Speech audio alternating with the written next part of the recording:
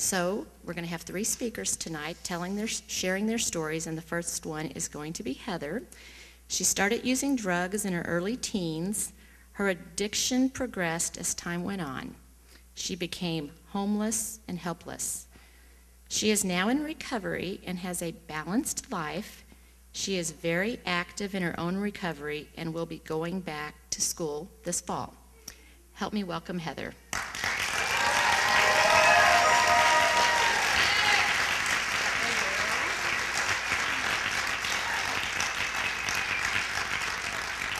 Hi, my name's Heather, and I'm an addict in recovery. Man, I was just sitting here thinking how your life changes when you're in recovery. We did this presentation last month in front of like a huge group of law enforcement, and I didn't leave in handcuffs, you know. That's a first for me, you know, so I came back. Man, it feels good to be a part of the solution today when I used to be so good at being part of the problem, you know. My drug of choice was heroin, but as with many addicts, I used heroin with other drugs like Xanax and other benzos, pretty much whatever I could get my hands on. I guess I should tell you a little background on me. My family life was what most would consider normal.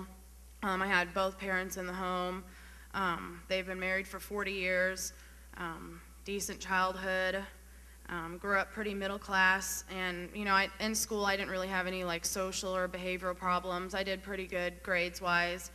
When I was about 15, I started experimenting just with like drinking, and then got into smoking a little pot here and there. You know, never really got into it. It was just kind of like when somebody had it, I would do some. After that, I started doing cocaine intranasally once in a while, which for me it was just kind of okay, like I could take it or leave it. It wasn't until someone introduced me to intravenous cocaine, which really marked the turning point in the progression of my disease. Pretty much from then on, like I started doing intravenous cocaine on a regular basis, which for me led to extreme paranoia and pretty bad psychosis. I specifically remember using heroin just to come down from using cocaine. So it pretty much just, I was using heroin like whenever I did cocaine, and it just became more and more frequently. Eventually I got addicted physically, and when that happens, it just ends up that you're using heroin because you have to in order to avoid physical withdrawal. You know, I stopped getting high, and then I stopped using cocaine and just started using heroin. And I remember a lot of people say like, well, the drug stopped working for you, you know, you stop getting high from using it and you're just using it to become well. And as the addiction progresses, everything else takes a back seat. Pretty much all I cared about was getting and using drugs. That was definitely my main priority. For the first few years, I lived like what I believed was a functional addict. I had a decent car, decent clothes, you know, graduated college. I kind of blended into society. I had a couple of medical jobs, working at a hospital, vaccinating children, held down a lot of different jobs, just kind of outwardly appeared normal. I often heard that whole like, you don't look like an addict. You know, I've heard that a lot, but addiction is a disease that touches every race, class, gender. I don't really think that it has a look, you know. We have stereotypes that they like depict on movies and stuff, but that's just not reality. You know, addiction can happen to anybody. Over time, I learned that you can't be a functional addict forever, and for me, it was only a matter of time before it got real unmanageable. I found myself in treatment centers, detox centers, methadone clinics. I tried Suboxone. I tried any medication that I could and that I thought would help. It wasn't until I got in a great deal of pain that I was really ready to get clean. My addiction took me to places that I never thought I'd go. I was homeless, jobless, I was panhandling, I was holding a sign on the side of the freeway just to get high, you know, living out of a car, and then lost a car and had to just try to panhandle for money, you know, to get hotels every day, choose between shelter or staying well, you know, and obviously I had to choose between staying well. That was the only thing, you know. I would sleep out in the street as long as I had dope. The pain that finally motivated me to change came in November 2009. I got arrested for my part in an armed robbery back in St. Louis. As a result of that, I was locked up for 6 months, and for the first time, I had to detox with no medication. I'm not going to go into the details about that, but it's not pretty. It really, really is painful. Like they said, it's physically addictive, and it's very unpleasant. I finally got released on house arrest, and I got put on 5 years probation, and as a condition of my probation, they wanted me to complete drug court also. I relapsed a few times, and drug court kept putting me in jail, but they didn't kick me out. You know, they could have kicked me out. They probably should have kicked me out, but they didn't. I began attending my 12-step fellowship in March of 2010, and whenever I got there, the suggestions that were given to me were to get a sponsor, to attend meetings, and to start working the 12 steps of that fellowship. Being the addict that I was, it took me a while to actually start taking the suggestions, and I kind of was in and out halfway doing the program for about a year or so. I relapsed one more time after a surgery, and I went to jail again. Drug court sent me back to jail again. I decided I'd finally had enough, and I went back to the 12-step fellowship, and through working with my sponsor and taking active part in my recovery, I now have a year clean. Thank you.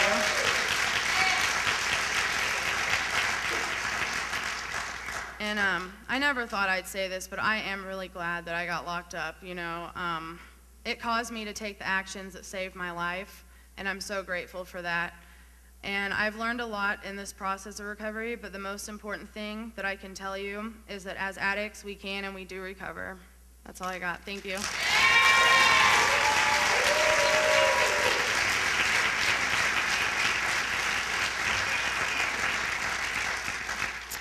Thank you, Heather. Okay, our next presenter is Jim Marshall. Many of you may know him. He has been an educator for 33 years and a high school coach for the past 25 years here in Jefferson City at the high school and middle school. He is currently coaching at Westminster College. Jim lost his son, Cody, to a heroin overdose on September 27, 2012.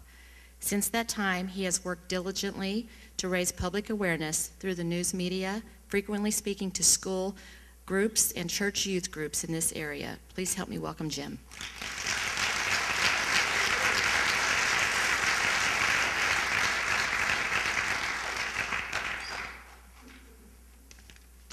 First, I'd like to thank everybody for attending.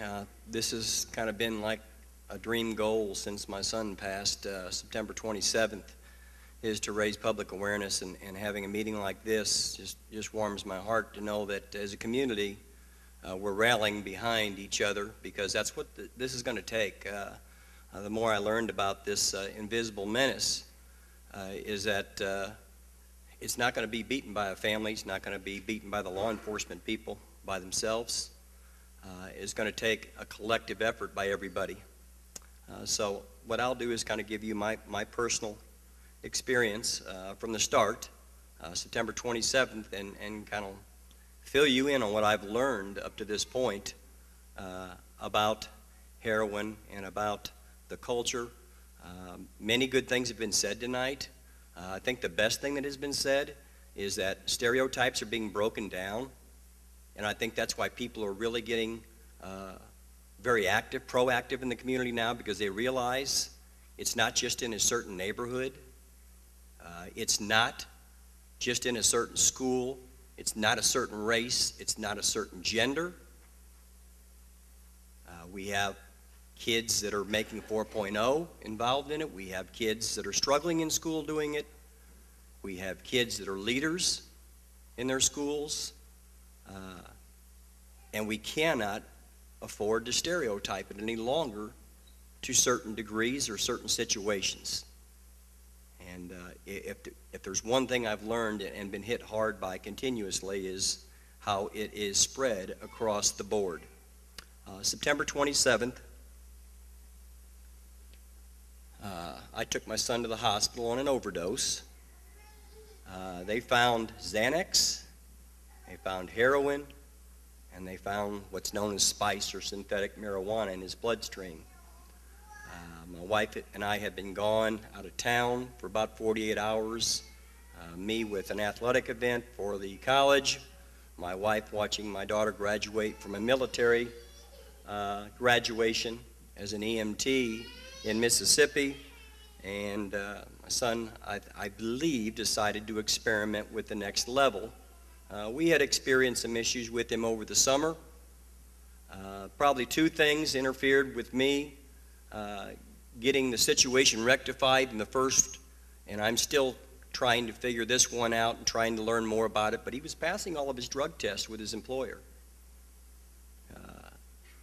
So that kind of prevented us, from really having something substantial to say, okay, you're going to substance abuse. Well, I'm passing my drug test. He was. The other thing is pride. I'm an educator, I'm a coach. I'm a tough guy, I can handle this. I can take care of it. I'm going to tell you what. No, you can't by yourself. I don't care what your education level is. You better get some help. And you better talk to the people that are here tonight and swallow your pride, because pride doesn't take care of it. And that's one thing I learned the hard way, is that this is a vicious, very addictive drug. It kills many of our youth the first time they take it.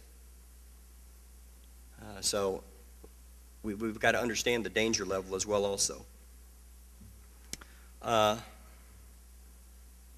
When he was in the ICU, he was on a vent for 2.5 days.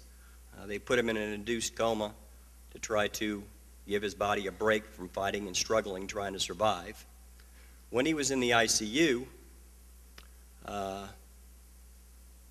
me being the inquisitive educator, wanting to learn about everything, even the negative things in my life, I'm always kind of curious about how things work, the way they go. So the first thing I started doing was, and it was probably just more mental health myself to not just grieve the entire time, was talk to the ICU people. And they said, well, Coach, we're seeing a couple of these every week. Talk to the emergency room doctor.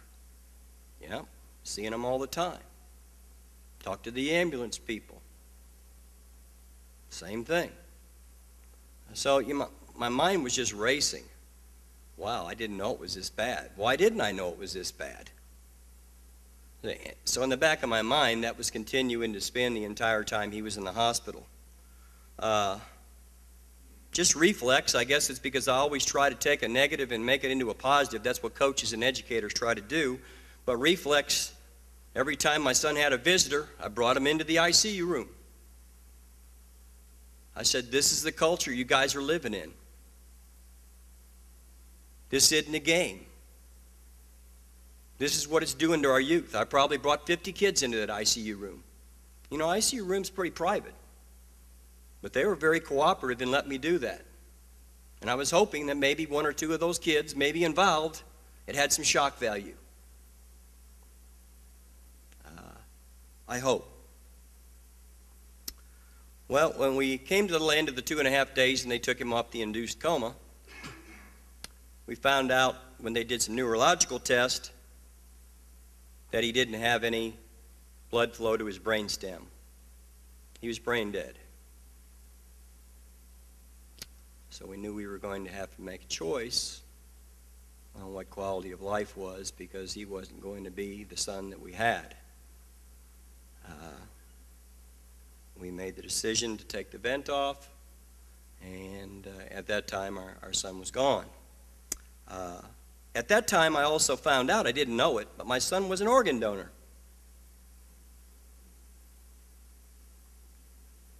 Gave organs and skin tissue that either saved or increased the quality of life of 50 different people. We're still getting the letters. Kind of convinced me that maybe I needed to do something to join his crowd. Maybe me and my son could do one more thing together, even though he was in spirit. So my project became public awareness. Maybe I could take my loss and my son's story, and we could prevent others from going through this. And what a way to memorialize your son, on top of have another project one more time.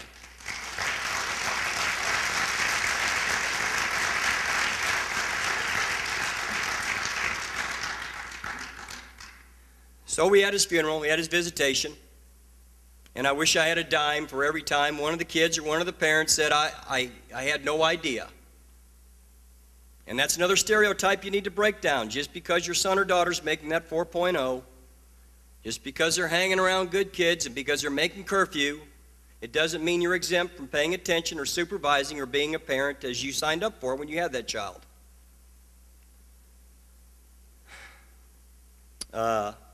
Many of his friends came over the next 2 or 3 weeks with stories about their addictions or about how prevalent it was or about how many families were involved that they knew.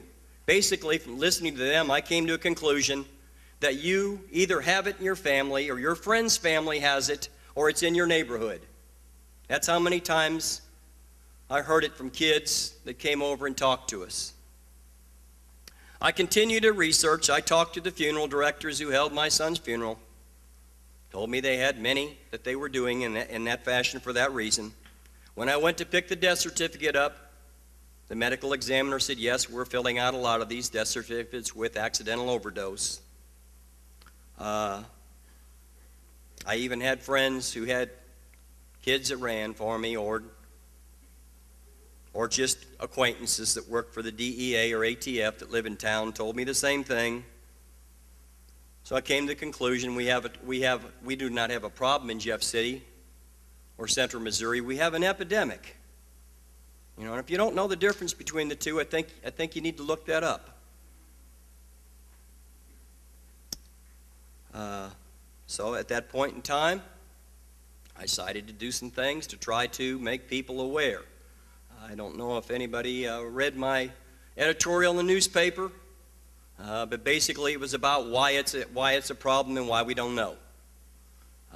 One of the main issues that came up was the reporting of overdoses, which the police department have done a great job here recently of kind of twisting the tail and changing the policies of reporting overdoses from the ambulance groups and the hospitals to their knowledge. In my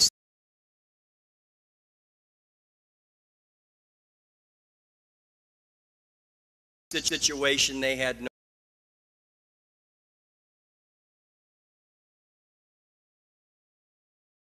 no idea that my son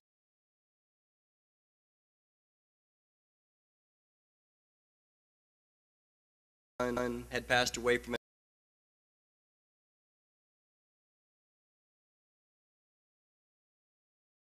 overdose. It was not reported.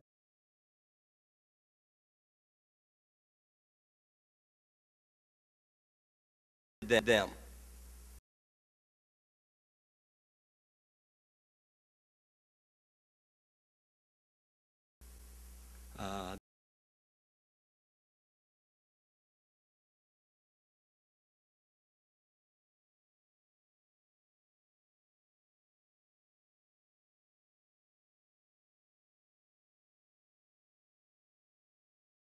Last Project Hope meeting I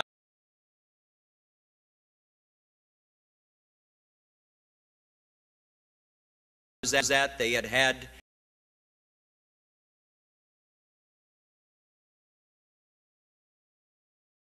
9 overdoses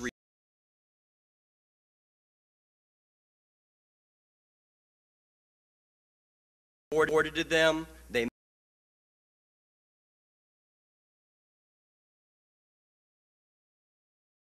made 9 arrests.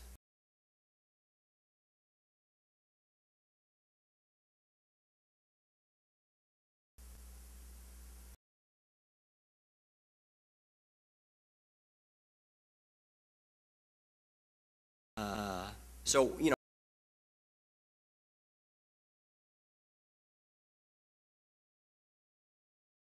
there was communication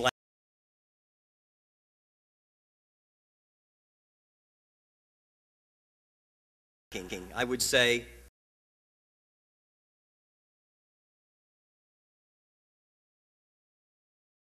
Was one of the reasons that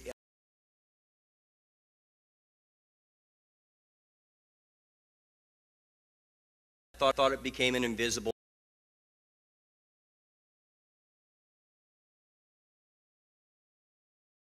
menace.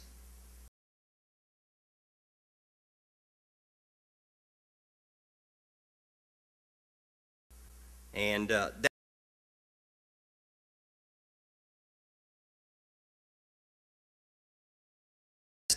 definitely improving.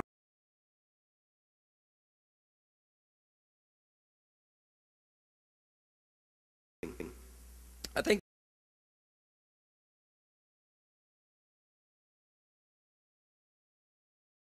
another reason it was kind of an invisible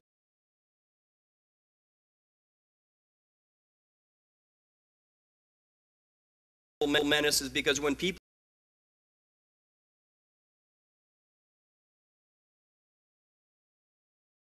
experience it,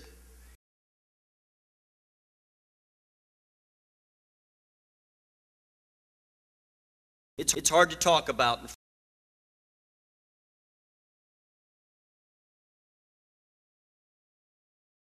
of a public forum or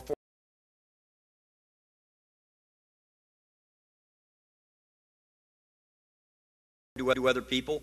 We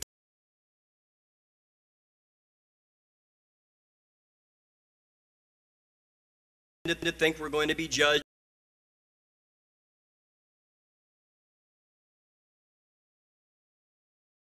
and we're going to be thought of as the worst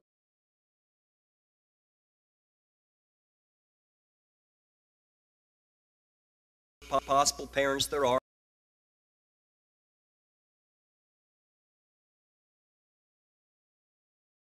World.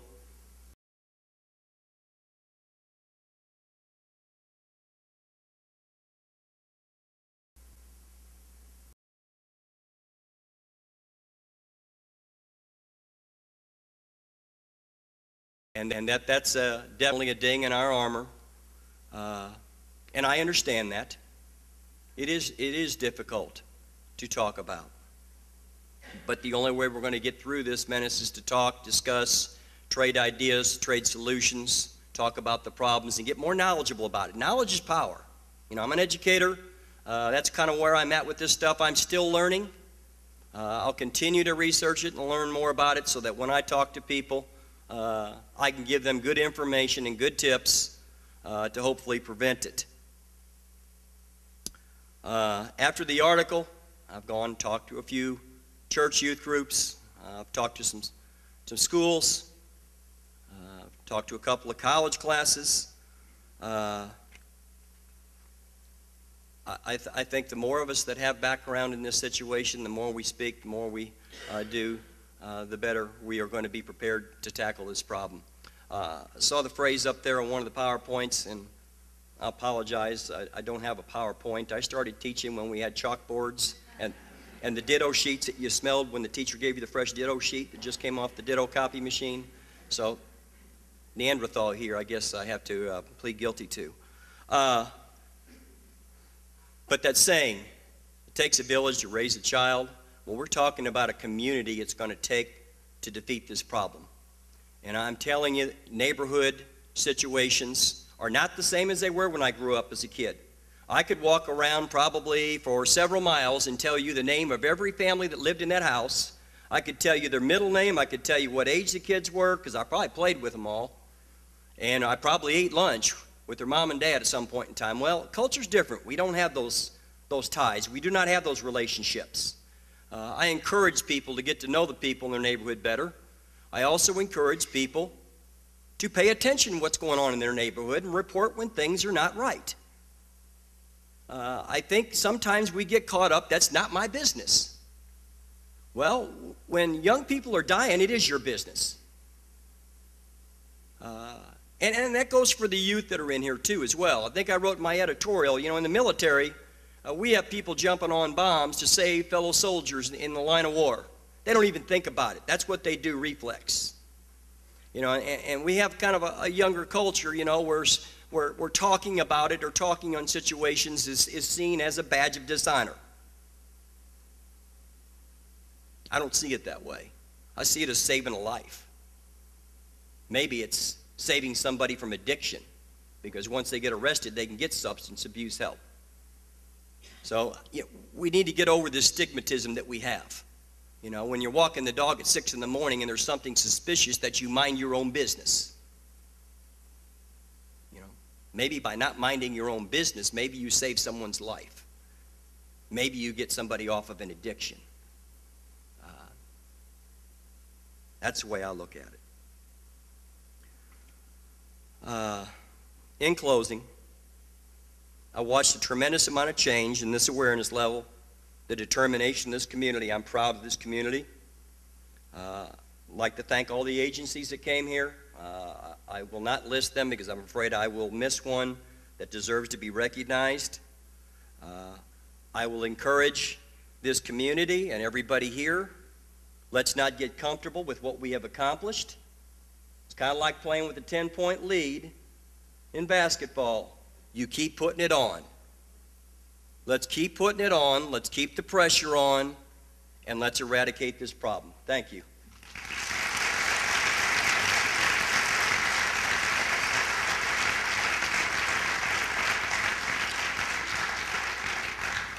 Wow, we've got some powerful stories. Last but not least, Carol started experimenting with drugs at the young age of 13.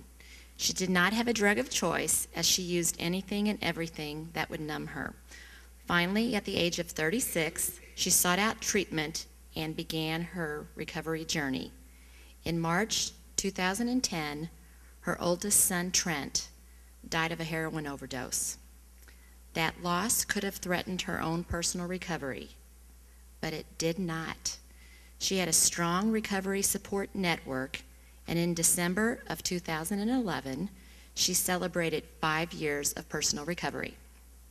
Carol and her husband, Troy, were married 15 years when they went to treatment together. And in a few months, they will celebrate their 20th wedding anniversary. Wow. Help me welcome Carol as she shares her story with you.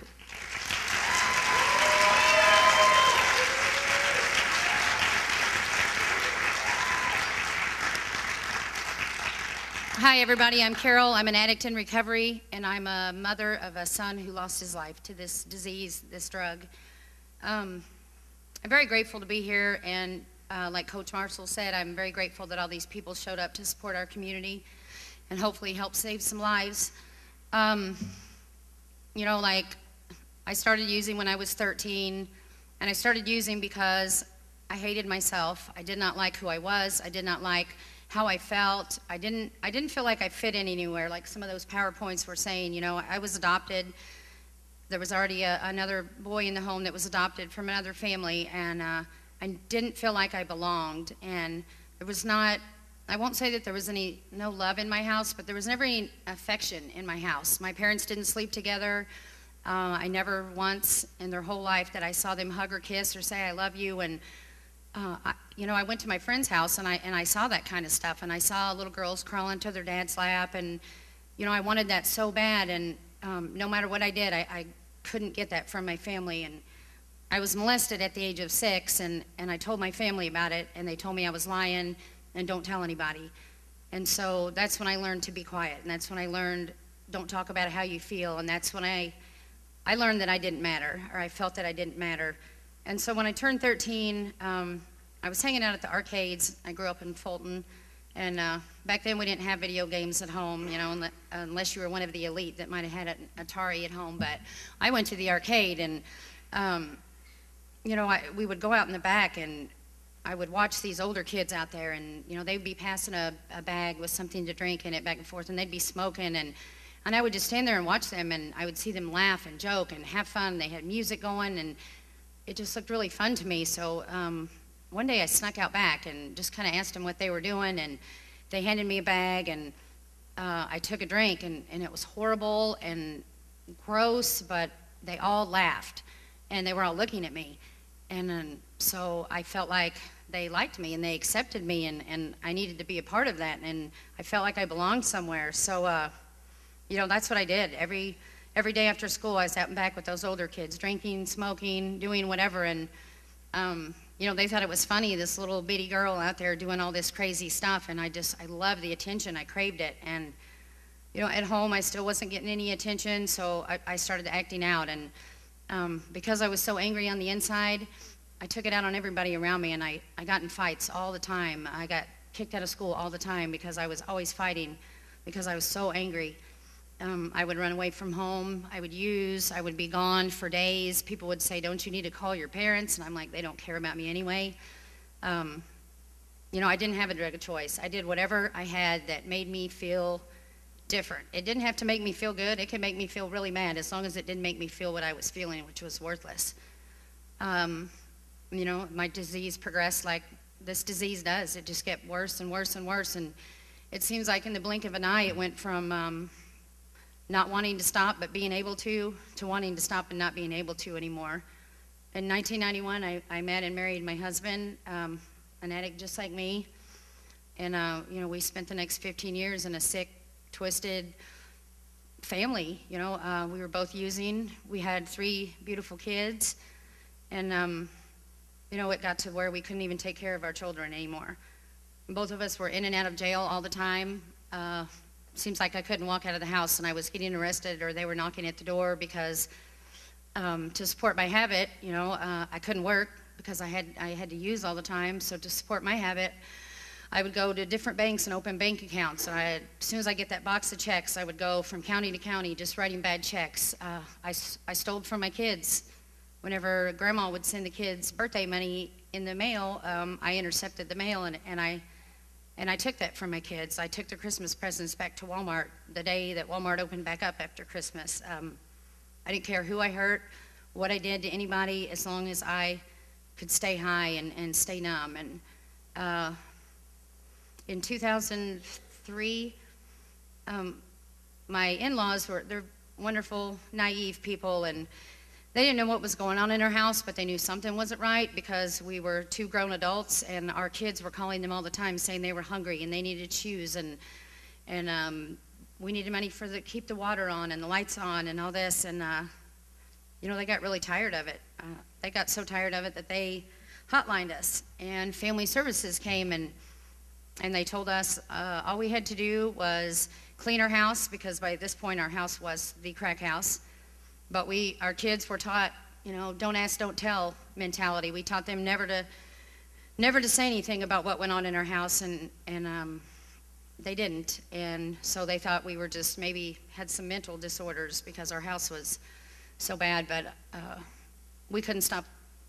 I couldn't stop getting high long enough to even clean my house. So they took the kids out of the home, and you know, then I'd like to tell you that that's when I decided I was going to stop, but the honest truth is that's when, if at all possible, my addiction got worse because I didn't have to try to hide it from my kids. You know, I remember I would go in the bathroom to get high, and I would come out, and my daughter she was 8 or 9 at the time, my youngest daughter, and she would ask me, why are you weird when you come out of the bathroom? I didn't think anybody knew, you know. I forget that they had friends too, that they went over to their houses, and you know, they saw that everybody's family wasn't like ours. There was a lot of physical abuse in my house when my husband and I were using. Our kids witnessed some very violent, very despicable acts, and so it was, you know, I feel a higher power stepped in and got my kids out of the home. And anyway, after they've been gone for about 3 years, and I was down to about 88 pounds. My hair was falling out, my teeth was falling out, and I remember we hadn't had electricity or running water in a year. And my husband and I'd go out and panhandle in parking lots during the day to get money, to get dope, and then we would get high in the freezing cold shell of a house by candlelight, and then we would cry ourselves to sleep because it was mandated that we go to a 12-step fellowship program, but we didn't go. Once in a while we went, and one time when I went, somebody handed me these pamphlets with some information about this disease, and of course I got home and just threw them under the bed or whatever. But these nights when we would cry ourselves to sleep by candlelight, freezing, we would look at these pamphlets, and one night I picked one up and I started reading it to my husband, and I don't know, something started happening. I think I started realizing that maybe I didn't want to die as bad as I thought I did. I realized that, you know, I had a lot to lose. We have 5 beautiful kids, and I wanted them to come home. So we'd been going to the homeless shelter to eat, and they thought I was dying of cancer. And for whatever reason, my husband told the director the truth, and the next thing I know, we were both in treatment, and I didn't go willingly. I went kicking and screaming, but I was too sick to fight and scream too much. So I went in, and I came out 30 days later, and I was clean, and that's the longest I'd ever been clean in my whole life. I'd never been clean. I was a daily user.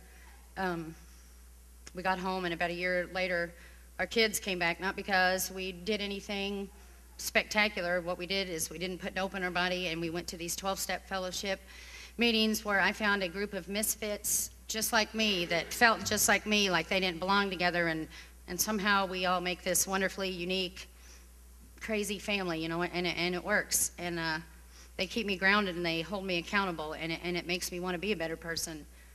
When our kids came home, we discovered that our oldest son, Trent, had been experimenting with pot. He got in trouble down at Grandma and Grandpa's, where he was staying in foster care, and you know, we didn't think too much of it. We thought, oh, you know, that's what all kids do, and you know, I'll stand up here and tell you not to put the stigma on addicts, because you know, we're just people too. We suffer from a disease, and you know, don't be ashamed to admit that somebody you love is an addict. But at this point, I didn't want to be, you know, have years of clean time and admit that my son was an addict. So I started hiding, like pushing down the feelings that I always have when I would see these signs, like he was sick a lot, and he didn't leave his room, and I saw friends of his that had been with him since they were little boys. I saw them started to fall away, and they would tell him, I can't watch you do this to yourself anymore. And I justified it by the fact that he'd been diagnosed with some mental illnesses,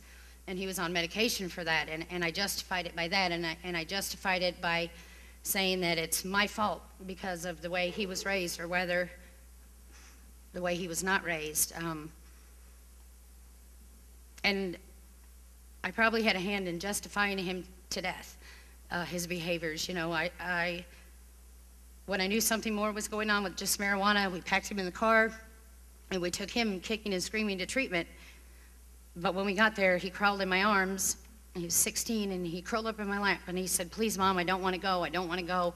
I'll stop, I promise. And against his father's better judgment, we took him home, and you know, he did stop. He stopped for quite a while, and since his passing, I found out that how he got started on heroin was one of his friends brought over some Oxycontins when he was 15, and that's how he got started on heroin. But so anyway, he was clean for quite a while, and kind of seen some back and forth. You know, he isolated a lot. He didn't leave his room, and like I said, friends were falling off, new friends were coming by, and hindsight, you know, there was a lot that I see now that love is blind, and I didn't want to see it. I didn't want to see it in my son. Me and my husband would fight because he saw it more than I did, because addiction is a family disease, and just because I'd been clean for a few years, I was really, really sick with my son. I hid his medicine that he had to take around the house, and I doled it out to him, and I thought that was doing something, you know, because I didn't want him to have control of it, because I knew he was an addict just like me, and I think that's what I didn't want to admit. I didn't want to admit that my son was just like me. But today I do. Today I can stand up here and tell you that I'm the mother of an addict, and I'm okay with it, because that's what he was. But that's not all that he was. You know, my son, in March, I went back to school, and I had been in school for a little over 2 years at Lincoln University, and I got a call on my cell phone, and it was all zeros, and then I've been in a lot of trouble. I know what the all zero call means, and they said it was about my son, and I thought, what has he done? He's in jail, because he didn't come home the night before, which was unusual for him, because he didn't stray very far from home, and but he wasn't in jail. I called my husband out of class, and we met some officers in a parking lot, and they told us that they had found our son, and he was gone. He died of a drug overdose. And you know, I don't remember a lot of that first. I don't even know how long, but I never once thought about getting high, because I know there's no amount of dope in the entire world that could take away this pain. But what I wanted to do is I wanted to die. I didn't want to live anymore. I didn't want to do recovery more. I didn't want my family anymore. I remember I would talk about I just wanted to kill myself, and I wanted to die. And people said, you have 4 other kids. What about them? And I said, I don't care. And that's how bad the pain was. I did care, but I couldn't get past that, you know, my son was gone. And, you know, we're coming up on the 2-year anniversary next month, and it's really hard for me. Every day is hard. Every day is a struggle. You know, when you wake up and you see your kid still didn't come home, you know, and I have all these what ifs. What if I would have made him stay in treatment? What if I wouldn't have done what I did? You know, would he still be here? But the harsh reality is that it doesn't matter. It's not going to bring him back. But my son had choices. He had a choice to get help. He had a choice not to put the needle in his arm. Just like I had a choice not to do what I did, no matter, you know, using my family as an excuse or whatever. But, you know, I feel a sense of pride that I get to stand up here and talk about my son. And I want to say that when you look at that thing and you see all those numbers of the overdoses, please don't just look at those as numbers, because those are husbands and wives and sons and daughters. And my son is one of those up there. And, you know, like Coach Marshall said, I guarantee you, everybody in here knows somebody. It might not be heroin, but everybody in here knows somebody who is addicted to some substance. And it doesn't matter what substance it is. If it's heroin, whatever, it will all kill you, but it doesn't have to, because recovery is possible. I can't count them right now, but there's quite a lot of Trent's friends in here who got clean after he died, and they're still clean today.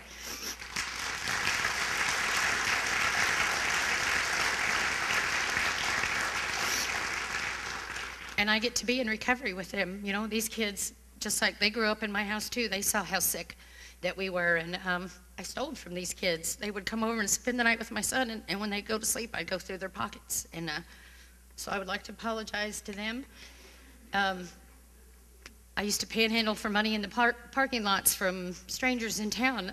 There's probably some people in here that I did that to, and I want to apologize to that too. And I want to apologize to my daughter, because my youngest daughter is here, and I do care, and I'm glad you're here, and I'm glad you're here supporting us and your brother, and I love you. And recovery is possible, and if you know somebody that needs some help, and give them a hand out. A hand up, not a handout. That's what I meant to say. Thanks.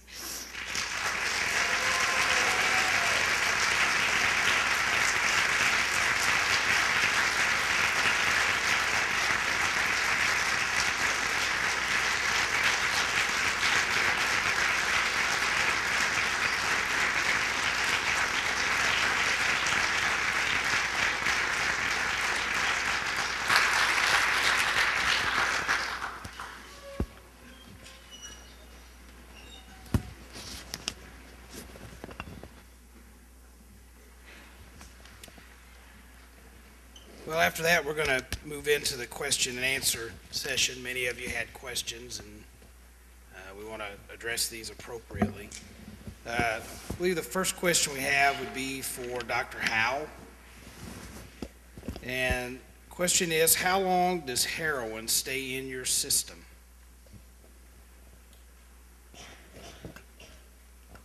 The average person will test positive for heroin for 3 to 4 days. And occasionally, people who have abused chronically will test positive a little bit longer. But it would be unheard of to be able to pull the drug out of your system after a week. This is a recovery question. I think Brenda probably can answer this. How can a faith-based recovery organization get connected to the broader recovery community? I'd say contact the Missouri Recovery Network, and we'll get you hooked up to whoever you need to be hooked up with.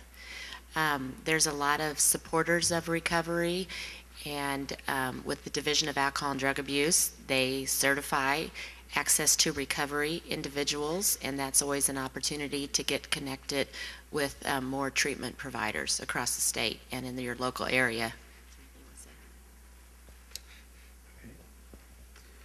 Detective Adelini, I actually got a couple of questions wanting you to explain what cutting is. Actually, cutting is when you You take the heroin or whatever substance the person's going to use, and you mix it with another substance such as, like I said, diphenhydramine. And it actually just reduces the purity level of the drug. Cutting is usually found when people actually snort the drug, and it's people who actually inject it, there's really no cutting involved. But cutting agent is usually, it's just something to lower the purity level, plus in a dealer aspect, it makes it's more profitable because it makes the drug weigh more.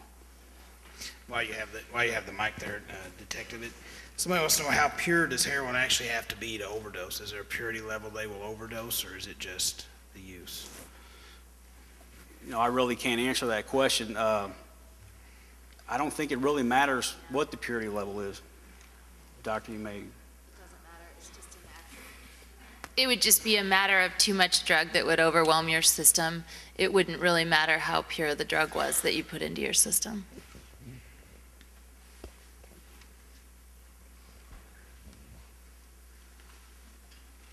I believe this question will be for Kathleen. What have you found to be the most effective way to have success when working with adolescents in treatment? What are the most effective programs you have for teens, I think maybe? We have specialized treatment programs. There's C-STAR programs for adolescents throughout the state. One of them is here in Jefferson City. Preferred Family Health Care has an adolescent treatment program. And you have information on those in the back? Yes, information on that and the other treatment programs here in Jeff City are on the tables in the back. Okay. And while you have that, this is a good question. A lady wants to know, she has a son that is an adult, and I would assume from the question that he does not voluntarily want to get help, and he has no insurance, and she wants to know how she could go about getting him help. That's always a difficult situation. It's not unusual for people to be very resistant to enter treatment or to have feelings of ambivalence. If a person is an adult, it is difficult to force them into treatment. However, there is an option to initiate an involuntary civil detention. If the person is showing themselves to be a danger to themselves or others, you can fill out the paperwork at a local circuit court and petition the judge to issue a warrant to have the person committed for 72 hours to substance abuse treatment. But you would need to be able to demonstrate that they're a danger to themselves or others. If somebody is maybe driving when they're under the influence, that would indicate as a danger to themselves and others. If they're violent when they're drinking or drugging, that would also be considered a danger to themselves or others. I think maybe Detective Adelini or maybe even Mrs. Frost can answer this. It says, it appears drug use by our youth is dramatically increasing. What do you attribute this increase to in our community, if in fact this is true? And she caveats, why are so many kids turning to drugs today? We've always had drugs. We've had alcohol for years on end. Our society uses a lot of drugs. There's a lot of drugs promoted on commercials and things. For example, if you can't sleep, do you see any commercials that say, if you can't sleep, here's some things to do? Don't exercise vigorously right before bedtime. Don't look at your computer screen right before bedtime. Have a warm glass of milk, relax, etc. No. What do you see on the advertisements? Use a drug. So we kind of turn to drugs so much, it's really no wonder that our kids are turning to drugs as well. And sometimes it's just the nature of the drug that changes. This year it might be K2 or spice, next year it's marijuana, now it's cocaine. So, but heroin just seems unusually bad because people are dying. So, I don't know.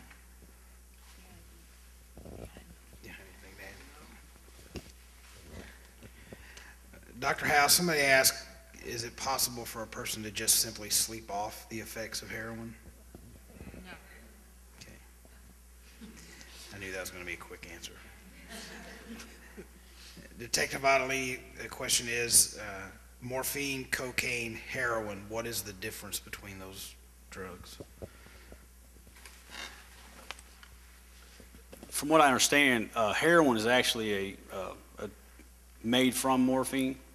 I'm not sure. They're both made from opium. They're both opium derivatives. Okay, so they come from opiates. And as far as the cocaine, the difference between cocaine and heroin, I can talk about the effects of cocaine. It's a stimulant.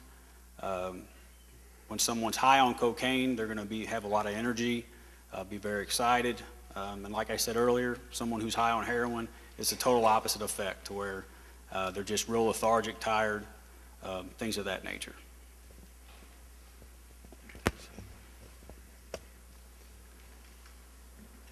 This would be for one of the counselors. I'm sure which one of you would want to address this. What impact are you seeing on children living in drug-endangered families?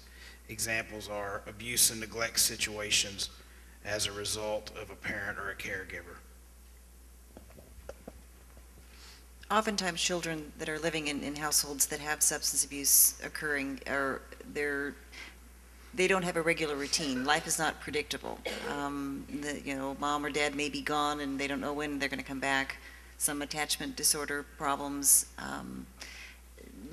problems meeting their children's needs. So the children get used to basically having to function like little adults to their parents, well before they are of age to do that. So yeah, the neglect side of things is very difficult for kids, as they don't have the normal routines that are comforting to children.